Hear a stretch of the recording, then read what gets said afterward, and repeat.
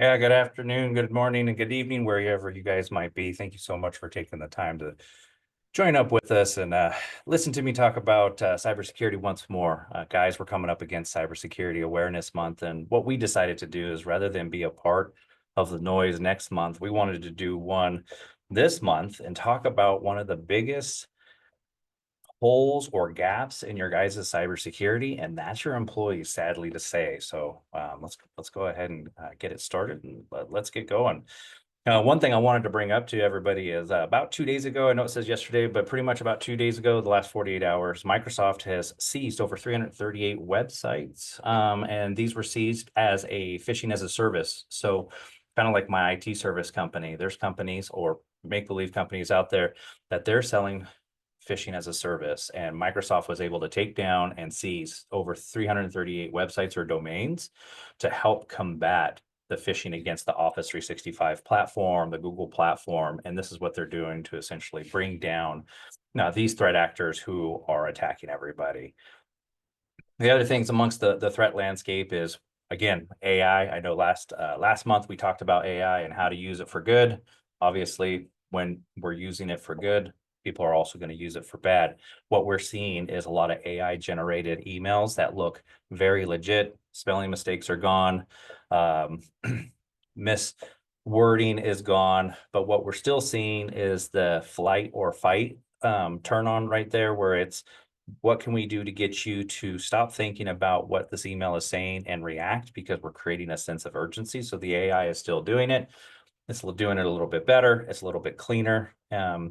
The other things that we're seeing is we're seeing a huge uptick in the financial industry and the financial crimes. A lot of people are tricking or being tricked into giving bank information, wire fraud, wiring money to different countries and different locations. I know it's a misnomer. A lot of people will first reach out to banks in the event that something like this happens. I would too. Just know that the banks typically, depending on how the money is sent, they can't help you. They can attempt to stop the wire. It's super rare that it can be stopped.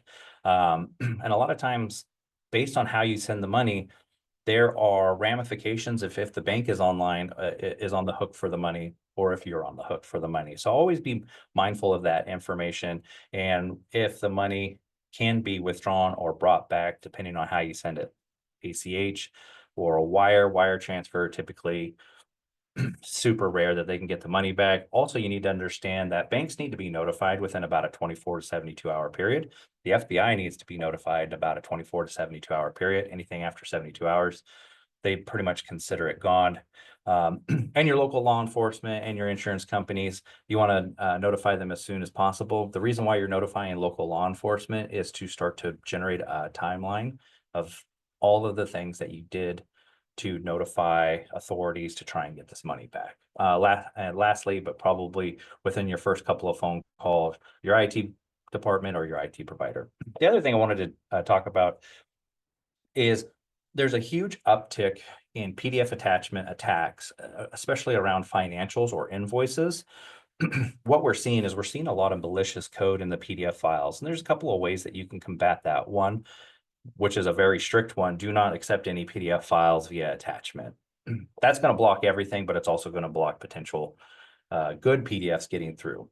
Some of this stuff can't be detected in a PDF, and what they're doing is they're embedding malicious code that will create rules that will send your messages to an area that is like a conversation history, where most people don't go to the folder, and all of the messages for that person will go there, and you won't see those messages, but then somebody will start to talk to you from a different email address. So the attack is typically a malicious PDF that you open and you click on. All of a sudden, maybe emails don't flow correctly, rule is generated, and then you start hearing from somebody that's not speaking or typing the same way.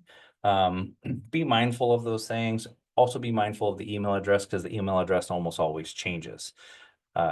Some might be a little character, like a 1 for an I, a 0 for an O, things like that. But we are seeing a huge uptick, especially in the last 30 to 60 days, in this type of attack. So I just wanted to bring it to everybody's attention.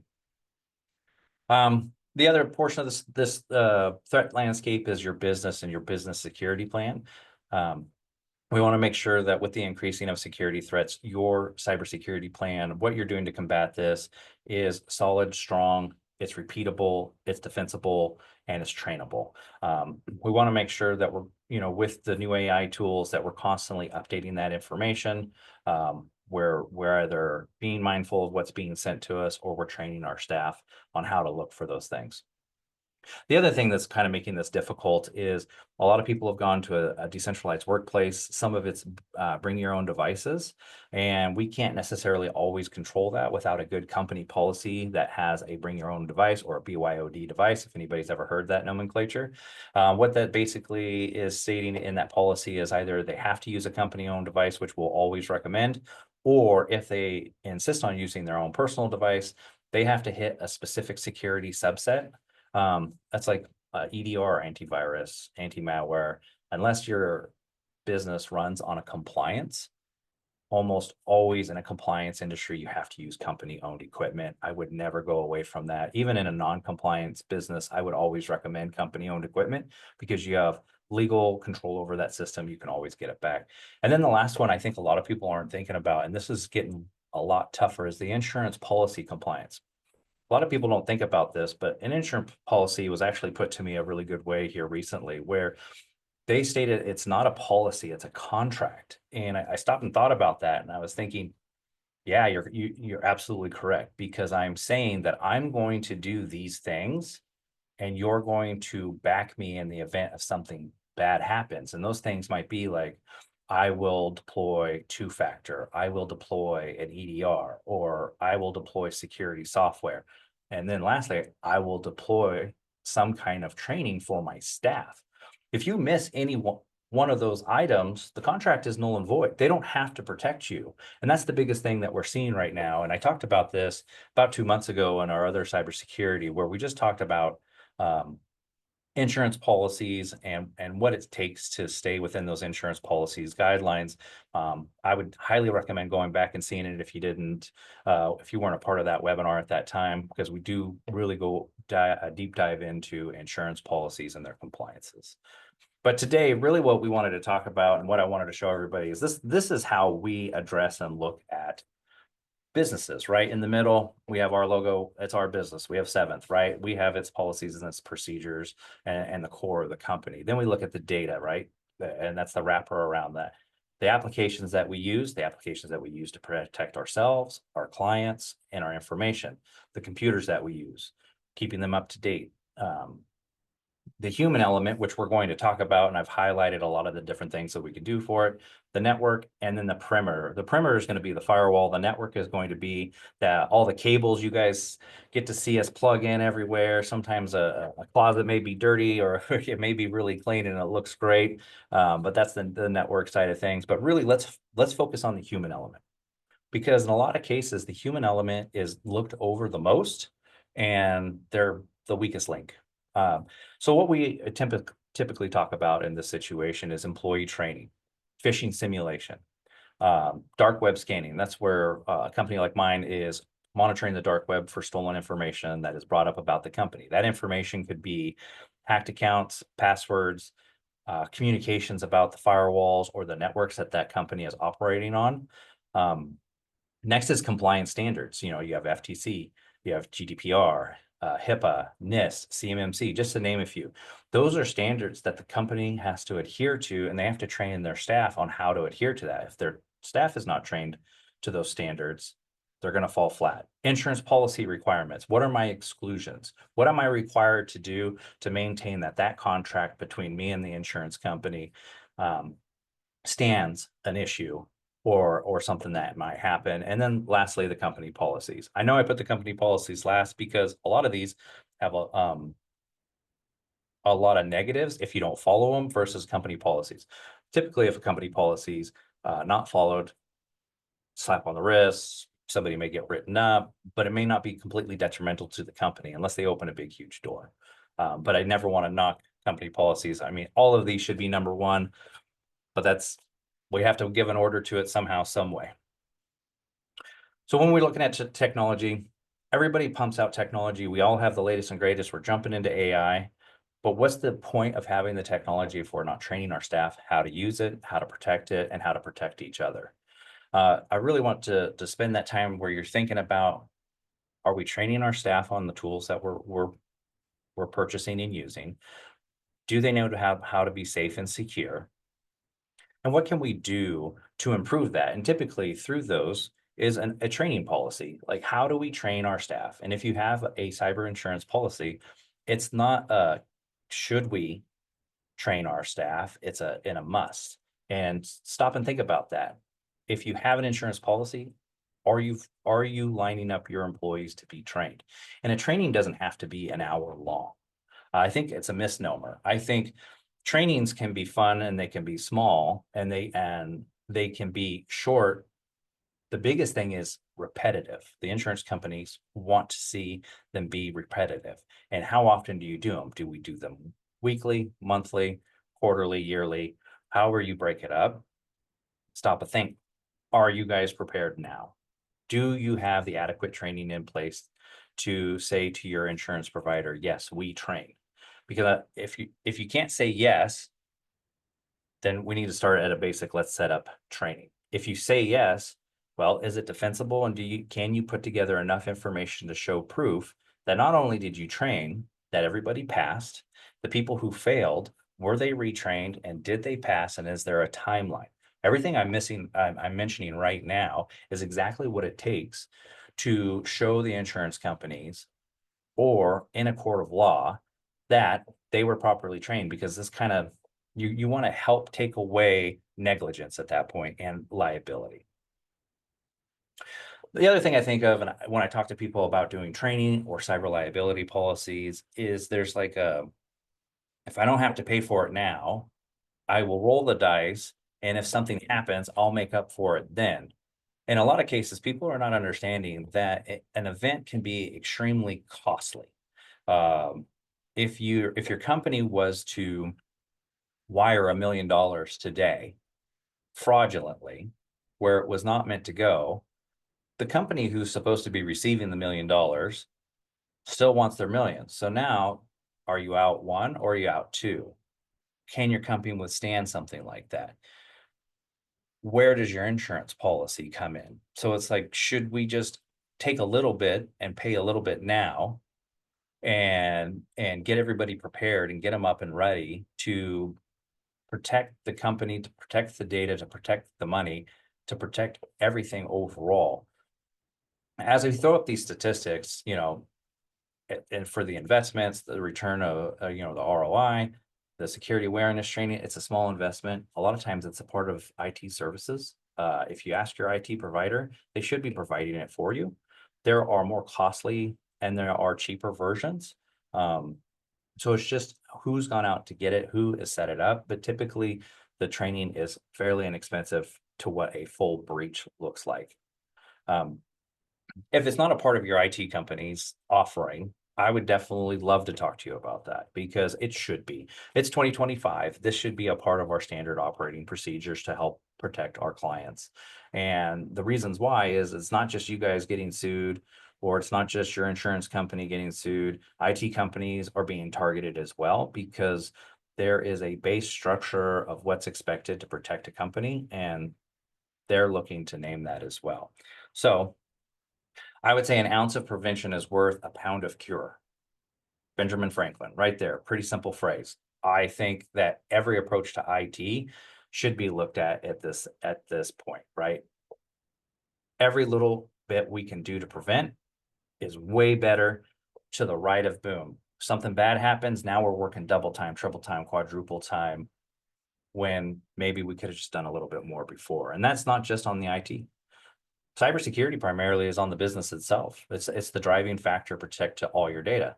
IT may help set up things, they may help set up software, they may help take care of the day-to-day, but cybersecurity are decisions made by upper management. And I would love to continue to stress that one very much. With the security control culture, how do we improve that amongst employees? The one thing I would love to get away from is people being afraid to say something when they see something. They think they're going to get in trouble. They think that they could get fired. and to help get people training and learning about cybersecurity and taking their awareness training, um, we have to demystify the fact that people are going to get in trouble. We want to encourage them to say something the moment they see it.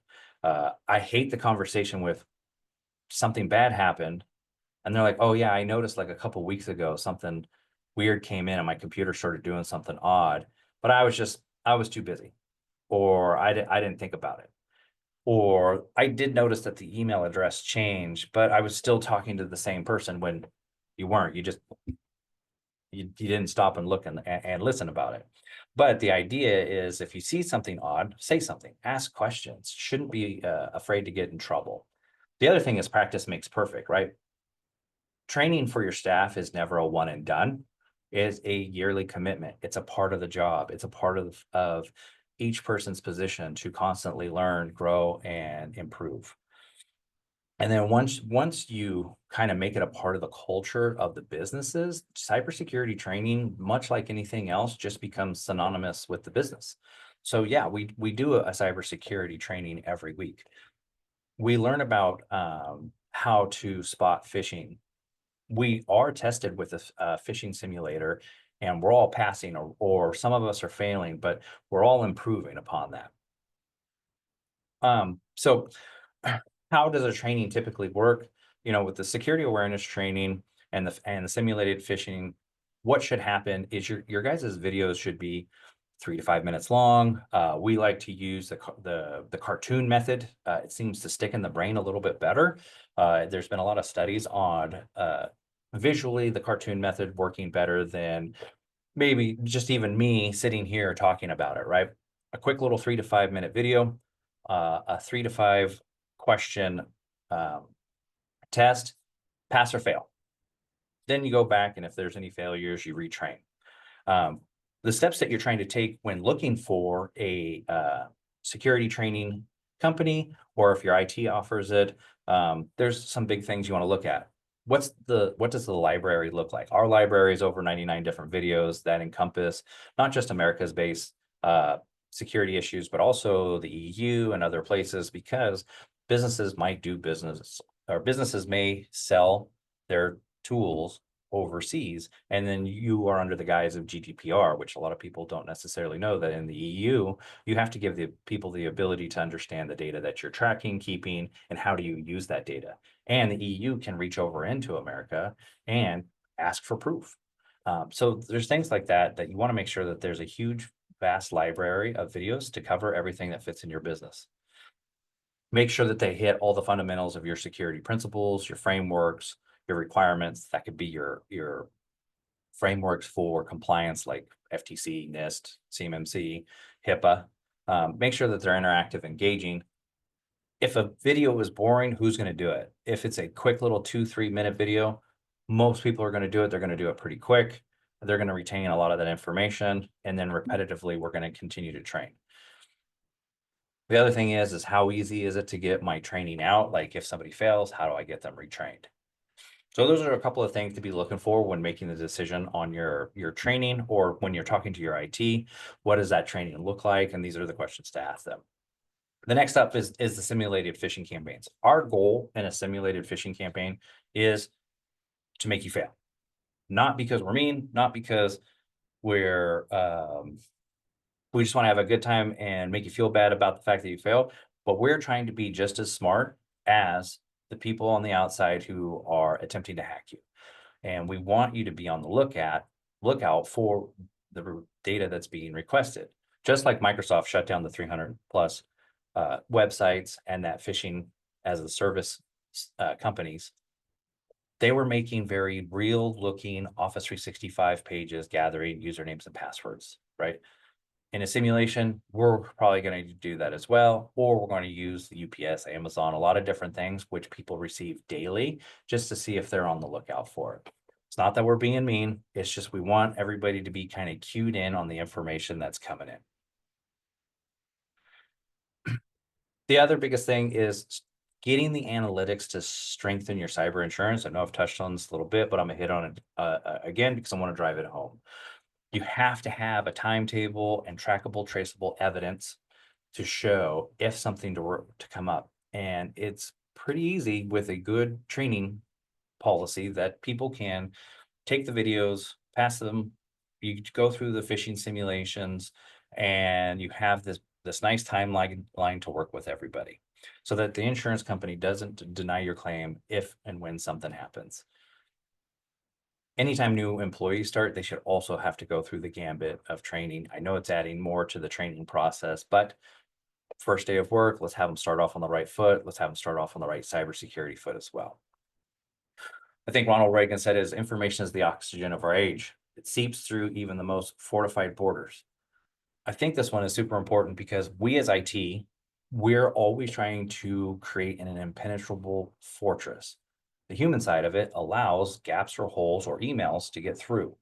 So it doesn't matter how locked down we feel that we are, there's always that seepage or that porous nature of the emails coming through, and that's what they're attacking. And that's why the employee is essentially kind of the weaker link in this whole thing, because we need the employee to help protect the businesses, help IT protect the business better, and then keep everybody working and going so that our businesses can grow and thrive. Lastly, how can security awareness training help your businesses? We want to look at it as avoid security threats, create an improved security culture amongst employees, potentially earn a return on investment. That means no downtime. Everybody's working, everybody's maximizing how work is getting done, mitigate the costs and the consequences. Nobody wants an outage. Nobody wants to come into ransomware and people can't work. There's a company here recently that got hit with ransomware. And actually, let's talk about Nevada. The entire state of Nevada got hit with ransomware, and every state agency shut down for a week, week and a half. Think about all of the businesses that just affected. Nobody could get their licenses renewed. Nobody could go to the DMV and get license plate. Cars couldn't be sold. Courts were shut down. Disability checks couldn't go out. Think of what an entire state government agency, every agency was affected by that. And the entire state of Nevada came to a screeching halt. And it was for over a week that anybody would, those departments were not working. They were not working from home. They weren't allowed to touch their computers. And basically they just sat back and waited. How would that affect your business if that was your business? If you had to sit there idle for a whole entire week, how would that affect your business? Would your business survive? Would you be able to overcome that? Or would a little bit of an ounce of prevention be worth more than that pound of cure at the end of it? So let's mitigate those costs and the consequences. And then finally, remove a denial vector from your insurance policy with employee training. As long as we can prove that we're training the employees, that's one last thing that they can attempt to use as a denial vector. I'm gonna go ahead and open it up for questions. I think what we'll do is we'll do about five minutes of questions, or as the questions pour in. Taylor, do you got any questions for me out there? Yep, we had a question come in. When I forward an email to Microsoft that I feel was a phishing email that also may have attached PDF, it always shows me hashtag questionable URLs detected in message, none. Because of this, for others, they are just saying that it wasn't a bad email, etc. So getting my team on board is tricky. What am I looking for to see that it was a phishing slash spam email? Any recommendations? Yeah, definitely. Okay, so that one, if you're seeing a message that you're not too sure on, look at the business first. If you do business with that company on a regular basis, look at the email address. Is there anything that's a little off or a little odd about it? Also, how is that person talking? Does it match the way that that person normally talks to you, or are they creating a sense of urgency? And lastly, if you're very unsure about the email message, pick up the phone from a known phone number, not the phone number on the email message in the signature, but a known phone number, reach out to them. One of the biggest things that I'm seeing is a huge influx of invoice requests. And most of my clients are saying, I don't even know who this company is. Do I need to be worried about this? Well, do you do business with that company? No. Why would they be invoicing you? I don't know. Phishing, right? Let's take the and add the logic to it. Is this a legitimate invoice? Well, has anybody ever done business with them? Look at it in that sense. nobody, unless you are doing business with somebody and you're way past your limits of 15 days, 90 days, whatever it is for your invoicing, they're not going to create a sense of urgency that you don't already know about. If you haven't paid an invoice, there's going to be no real urgency. They're going to try and just set up a time to get paid. If you knowingly have not paid it and you've gone past that time, of course, they're going to create a sense of urgency. They would like to get paid, but you should know about it. But if you don't know that company and nobody knows that company in your business and nobody can prove that they did business with them, mark it as spam. Reach out to your IT and maybe have the address blocked. Reach out to your IT and have the address traced. So if you're not certain too, forward it over to IT. The way to forward it over would be to forward a message as attachment so that we keep the message trapped as an attachment, and then we can look at the original headers from the message. There's code embedded in a message that we can see its originating servers or the originating IP address, and we can trace it. So we can also go back into your Office 365 or your Google platform and trace the message as well and say, did this come from a legitimate mail source? Hopefully that was a good answer to that. I know it's a little long-winded on that, but if you have more questions, I'd be happy to jump on a call with you and go through it a little bit more in depth. But yes, there's always a way to track and trace. Awesome. We had another one come in. Do cyber insurance companies really care about employee training or just the technology that we're using? Yeah, that's a good question. The insurance companies don't care as long as you're following their contract. So they don't care what technology you're using. What they do care about is, did you train them?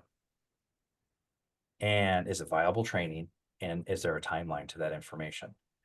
If the policy doesn't have an exclusion in there, or they didn't ask you about having employee training and they didn't make it a part of the policy, you don't necessarily have to do it, but do you actually have a true cybersecurity policy?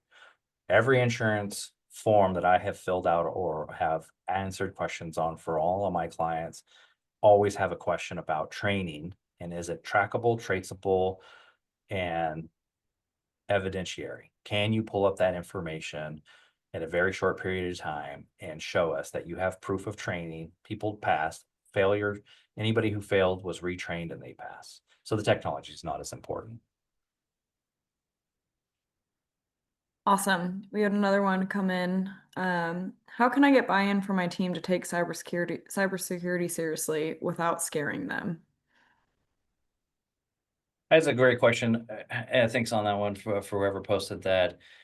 Um, I think if you address it more as a policy of the company and make it more about how we're protecting the company and the jobs and the people and make it a part of their everyday job duties, I think that's easier to get buy-in than saying, here's the doom and gloom. Because if you haven't felt the doom and gloom, it's very easy for people to write off. Very often do we hear, I'm not a target, or that's no way that that's going to happen to me. Nobody's looking to attack my little company. We all know statistically that the little companies are the ones that are the biggest target. And the reason why is they don't have the money or they don't put in the cybersecurity that they need to protect the businesses. So everybody's a big target. The smaller the company, the bigger the target. Um, so I think if you take that away and just make it more a part of the business where everybody's doing it together, making it a part of the job description where everybody's doing it together, and then encouraging people to say something if they see something, and encouraging that if they pinpoint that, um, that they've protected the company, they've protected everything about the company, the job, their paycheck, like, hey, I've even seen businesses incentivize the training, just so people are more willing to do it, to more willing to get through it. But it's about repetition, right? What is it? It takes 30 days to make something a repeatable task.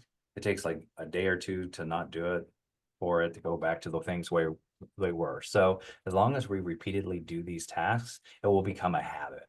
And we just build it into the business, and then it's a habit of the business. It's a policy of the business, and you guys are better protected.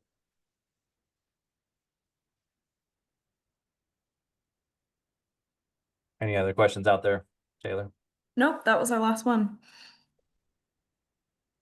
All right, guys. Well, I always love the fact that you join us and you watch. Our goal is to make these short and sweet, but informative. We don't like to take too much of your time. We'd love to hear if you guys want anything in the long form, um, podcast style, or if you want to see an hour worth of information. But for these, we think that quick, easy, and to the point are the best ones for you. So I want to say thank you for joining. One of the things that we will be offering is we have currently available 3 phishing slots where we can actually do a phishing simulation against your guys' companies. I was informed that your guys' emails will go out with all this information as well as a copy of this video on Monday. We just have to wait for all the video to come through, and that will be posted to our website as well. You'll receive an email with a follow-up survey, and then we do have 3 slots available to get in there and do a phishing simulation. If you want to talk about anything else other than a phishing simulation, I would be happy to entertain those or answer any other further questions. I believe my information will be in that email as well. So thank you very much, everybody. Have a good day. Well, I appreciate your time.